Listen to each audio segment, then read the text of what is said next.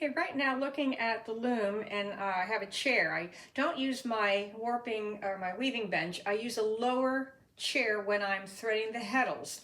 And right now I can't really see the cross like I could before.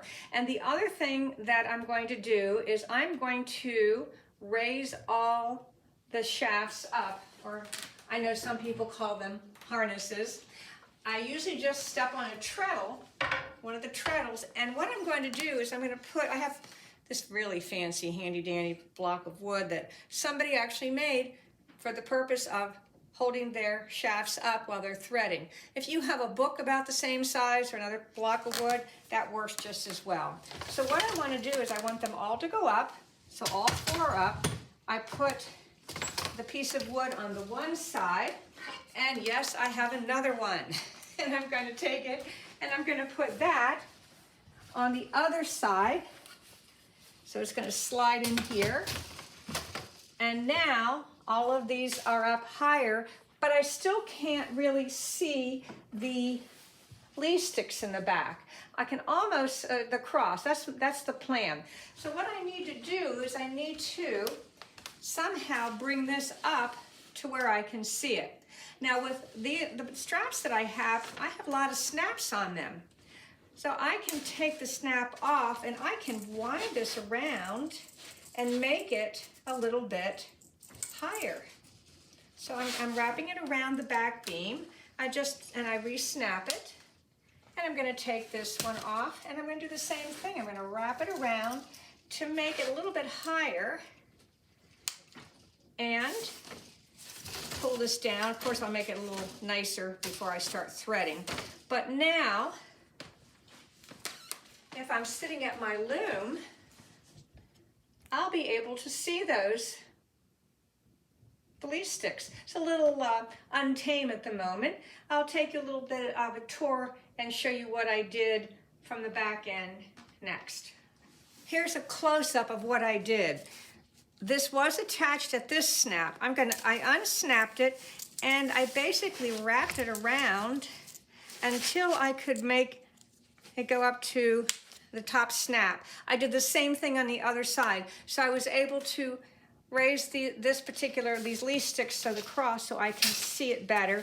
And then, like I said, what I'll do is I'll pull on the other side, kind of get them nice and tidy. Then what I will do is I will sit at the loom on the other end and I'll show you an angle from that direction. All right, you're kind of looking over my left shoulder right now. And as I sit here, I have one of the sections that I put a half knot in. I can hold it up here. I'm going to let that out. And the other thing is I can see all of these over here now. So it'll be easy for me to reach across and take each one and put them in the heddles, which will be my next step. But before I do that, I need to balance everything. And if I would take a lot of the heddles that I have, and I would put them in the middle. Right now I have these little clips on some of them. So maybe let's just do the first two. Now depending on your loom, some looms like the chat looms have clips up here. You can unclip them.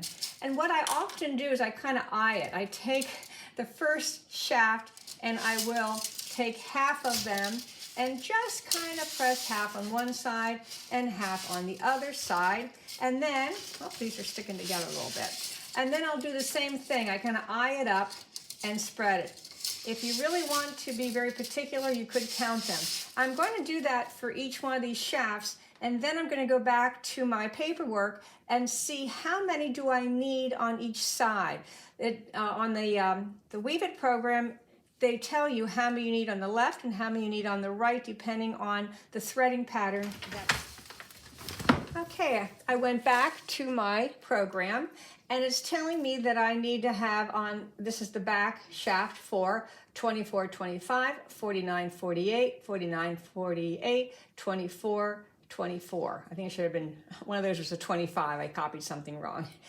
So what I'm going to do now is I'm going to move across on the right all the ones that I want in this direction. Now I'm right-handed and I go from right to left. If you are left-handed, maybe you're going to thread the other direction, so you could do the other direction. But I only have to do one side, and you'll see why shortly. So I'm going to put the paper down, and I'm going to count. I have 4, 6, 8, 10, 12, 14, 16, 18, 18, 20, 22, 24, and the next one it said to do 48, so I'm going to move over to 4, 6, 8, 10, 12, 14, 16, 18, 20, 22, 26, 28, 30, 32, 34, 36, 38, 40, 42, 44, 46, and 48. And I have the same thing on the next one.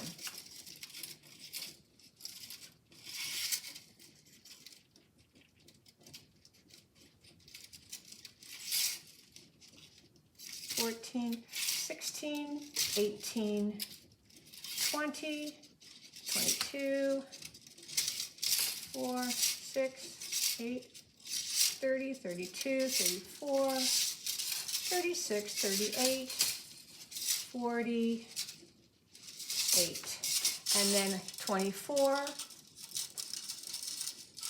4, 8, 10, 12, 14, 16, 18, 20, 24.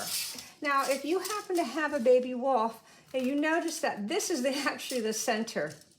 So what I'm going to do is I'm going to add 2 more on each one,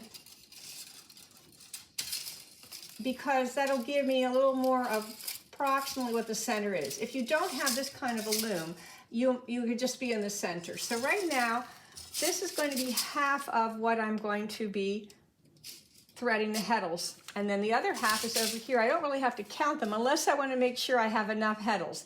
One of the things you don't want to do is be threading away and all of a sudden you run out of heddles, and because it's very difficult to put heddles on most looms after you started threading. Really good idea to start counting ahead of time. And what I'll start to do is my pattern, I remember what my pattern is. It's 1, 2, 3, 4, and then it goes back, it goes zigzag back and forth. And what I'll do is I'll start taking the heddles and pushing them to the side as I follow my pattern.